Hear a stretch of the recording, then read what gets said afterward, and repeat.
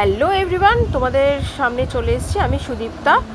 আজকে blog video নিয়ে রোজ দিই তোমাদের সাথে রান্নাবান্না শেয়ার করি। তো এখানে দেখো পেছনে একটুখানি নয়েজটাকে একটু ইগনোর করো। তো এখানে দেখো পাবদা মাছ আমার রান্না হয়ে গেছে। পাবদা মাছ দুপুরের জন্য নয়, পাবদা মাছ পরে খাওয়া হবে, আমি একেবারে রান্না করে রেখে দেবো। তো এখানে আমি বাঁধাকপি আজকে করব, তো বাঁধাকপি তরকারি। আর এখানে দেখো চিকেন কষাটা রাতের জন্য।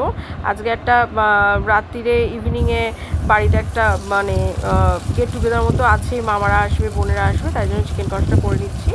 এখানে পেঁয়াজ কুচি দিয়ে দিলাম, ফোড়ন দিয়ে দিয়েছি, শুকনো লঙ্কা জিরে ফোড়ন বাঁধাকপির জন্য। বাঁধাকপিটা ভালো করে ভাপিয়ে নিয়ে জল ফেলে দিয়েছি।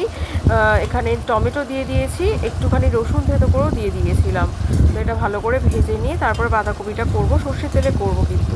তো সর্ষের তেল দিয়ে দিয়েছিলাম। তো এখানে দেখো ভাপানো বাঁধাকপিটাও দিয়ে দিয়েছি, আলু সেদ্ধ করে রেখেছি, আলু কিছুটা দিয়ে দেবো ওটার মধ্যে। একটু আলু ছাড়া কিন্তু বাঁধাকপি ভালো লাগে না খেতে। তো এখানে দেখো ভালো করে মিশিয়ে নিচ্ছি, নুন আন্দাজ মতো নুন মিষ্টি সবই দিয়ে দেবো আস্তে আস্তে। তো এখানে করে নিচ্ছি, এখানে ভালো করে মিশিয়ে করতে হবে।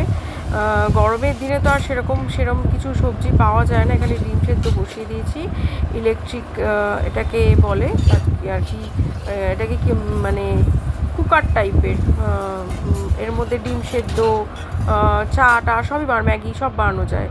তো এখানে উচ্ছে ভাজা, আলু ভাজা, পটল ভাজা, শশা কেটে স্যালাডের জন্য, মসুর ডাল সেদ্ধ, ডিম সেদ্ধ হয়ে গেছে। দেখো কী সুন্দর হয়েছে। এখানে পুরো কমপ্লিট। একটা গন্ধরাজ লেবু নিয়ে নিয়েছিলাম। তো আজকের এইটাই হচ্ছে আমাদের দুপুরের লাঞ্চ। কেমন লাগলো ভিডিওটা অবশ্যই জানিও। পরে আবার দেখা হবে। চলো টাটা, বাই।